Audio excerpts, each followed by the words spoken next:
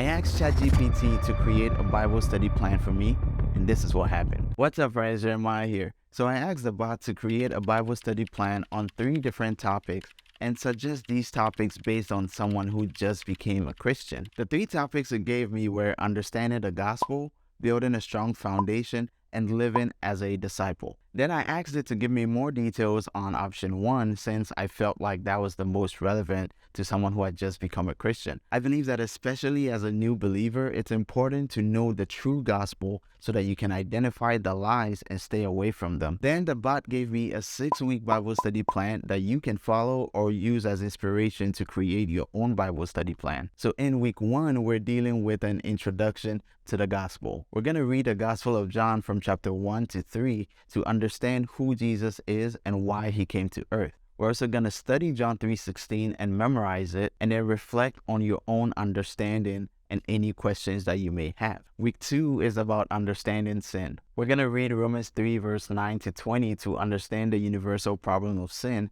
And the bot suggested memorizing Romans 3:23, but I would also add that you include Romans 3 verse 24 since those 2 verses go hand in hand. And also in week 2, we're going to look up the Greek word for sin and understand what it means. In week 3, we're going to deal with the consequences of sin. So we'll read Romans 6 verse 1 to 23 and memorize verse 23. Look up the Greek word for death and understand what it means, and also reflect on the seriousness and consequences of sin. In week 4, it says to study the solution to sin. It says to read Ephesians chapter 2 verse 1 to 10 to learn about the solution to sin through faith in Jesus Christ. Then it says to study Ephesians 2 verse 8 to 9, but I would include verse 10, and memorize that passage. Look up the Greek word for grace and learn what it means, and also reflect on the gift of salvation through Jesus. In week 5, it says to study the power of the gospel. So we're going to read 1 Corinthians chapter 15 verse 1 to 11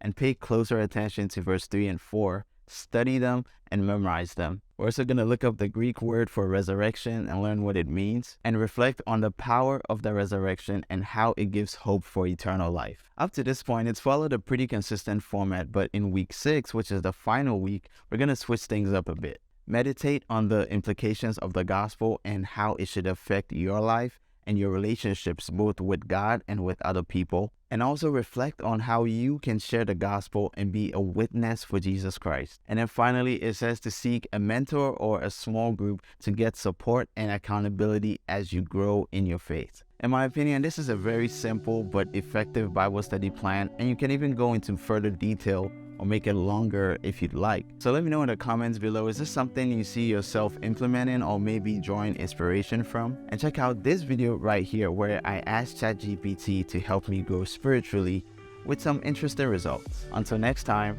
take care and God bless you.